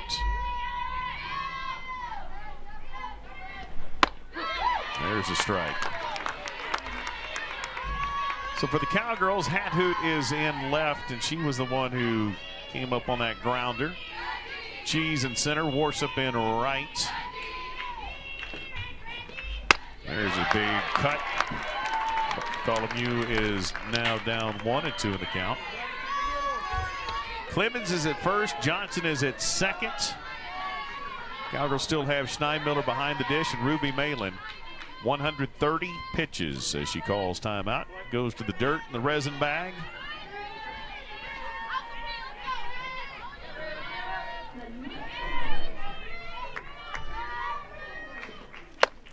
Rises out of the zone. You know, when you go to the dirt as often as she does and you pitch 131, the right side of your leg is going to be dirty, and that little rag that she has out of the back's got a really good looking OSU logo on it, and down below it, it is dirty.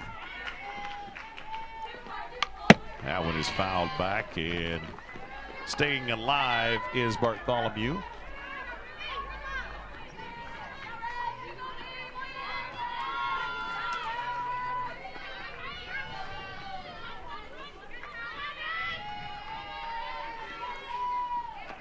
Malot, who has got 2 home runs on the day, is waiting in the wings for Iowa State, the 2-2 counts. You know, you talk about a program that knows something about transfers, and something we'll get more about as the series goes on. You were a transfer, came into Oklahoma State, but I don't even know how many Kenny Gajewski has had in his 10 years. But I know Coach Pinkerton in 8 years has had 4. Not 40.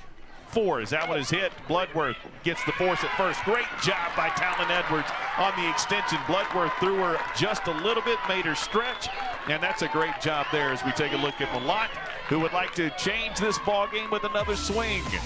She left the yard on 2 different occasions. Malot taking that pitch on the outer half, sending it over the right field fence, and then the next time she comes up, taking a pitch on the inner half, driving over the left field fence, just power to all fields, and I'm sure she's excited to have another chance to hit off Ruby.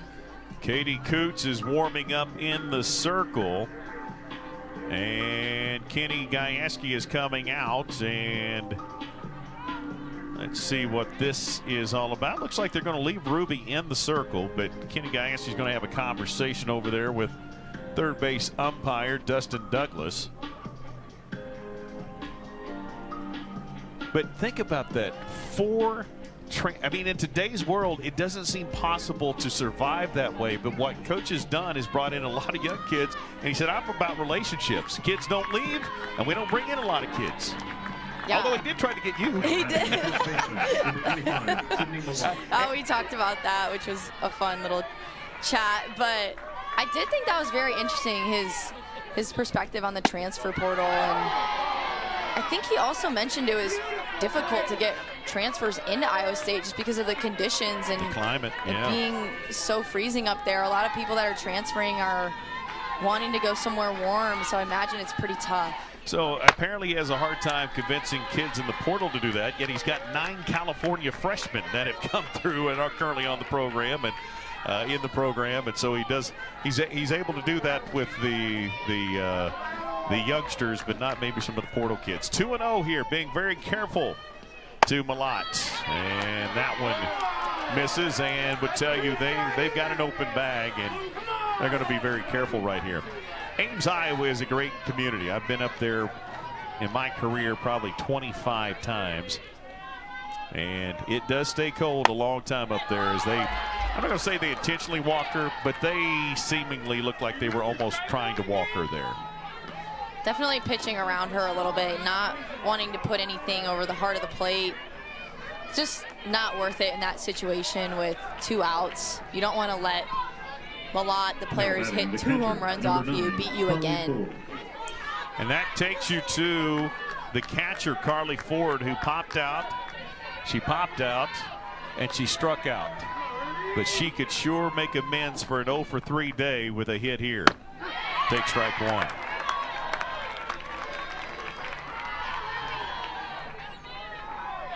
And she understands the gravity of the situation and would love nothing more than to turn one around and get it out of the infield to score 1 or 2, give her team a chance here. 1-1 the count. Good job there by Ford, taking the strike and then laying off the pitch out of the zone.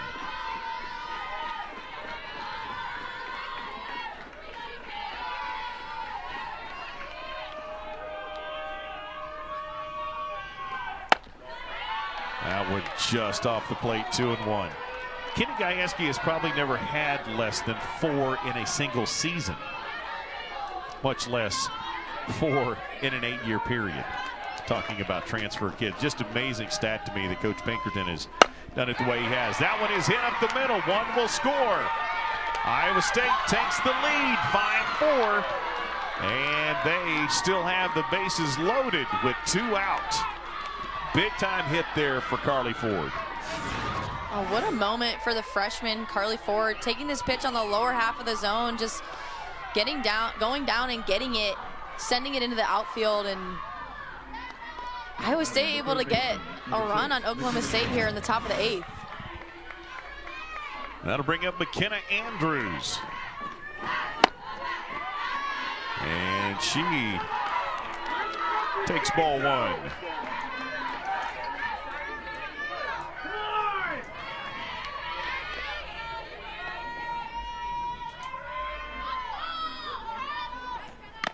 Foul tipped in the dirt. 1-1 the count here. Crowd getting nervous again. Hometown crowd felt like they had gotten momentum when they got the opportunity to extend it to 8, but now Iowa State back in control. Oh, and the crowd not liking the zone getting squeezed right there. 2-1. Keith Kearney is wearing it right now from the home crowd. That one fouled back. I'm not sure if anyone watching could read Ruby Malin's lips on that last pitch, but she said, "So what? Let's go," before she threw that next pitch, which I think is so awesome because she doesn't even care that she just got pretty much a strike taken away from her. Like, she's going to come back and compete and just continue to attack. 2-2. That one's hit up, and Cowgirl's fighting the sun. Talon Edwards over, makes the play. Did hit the top of the glove, but she got it in there. And we go to the bottom of the fourth. Once again, it's a one-run deficit for the Cowgirls. Can they find one in the bottom of the in the top of the 8th inning? But the Cowgirls now are starting to see Ralston after the pitching change for the second time through. So let's see if their approach and their feel for Ralston changes the second time they faced her. Yeah, I definitely think Oklahoma State is going to need to be a little more disciplined against Ralston, not swing at her pitches that are out of the zone, and not hit routine pop-ups just like that if they want to be successful. Pop out to short right there for out number 1. Cowgirls down to their final 2 outs. Iowa State looking at it as we just need 2 more to get out of here with a game that they probably should have won in regulation. And instead trying to earn that win here in extra innings. Got to bring up Cheese. She's looking for her first hit of the day.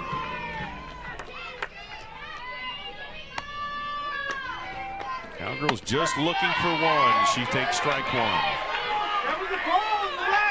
Goes back to fans still upset with the calls getting going one way, maybe not the other, but this Cowgirl team has never been out of it, even on the road. Not even always the bottom half, because they've only played now today 7 home games.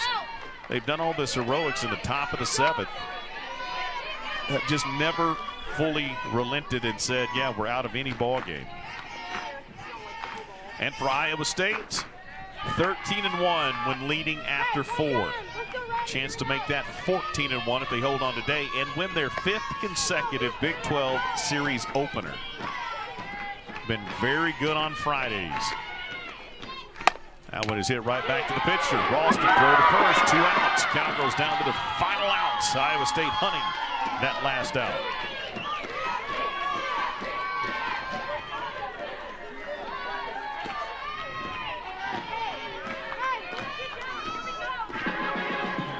And the Cowgirls are going to put it in the hands of Rachel Hathoot.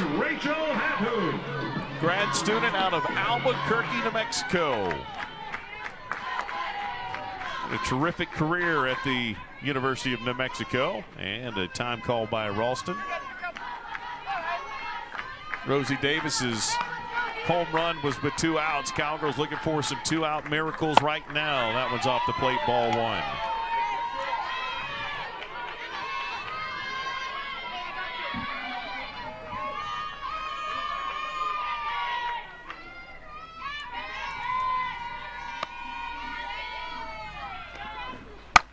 That one is hit, and the Cowgirls staying alive. There's a throw to first. That's how hard that was hit by Hathoot, who gives the Cowgirls a single and a chance.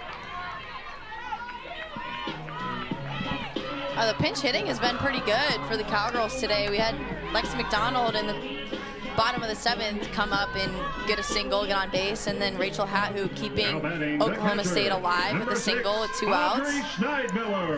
Hathoot will stay in to run for herself. Again, the Cowgirls would obviously love to get her in scoring position and give yourself a chance. Hit one out of the infield and tie it up again. And it's in the hands of Schneidmiller, the catcher for Oklahoma State. She did have a single her last time up.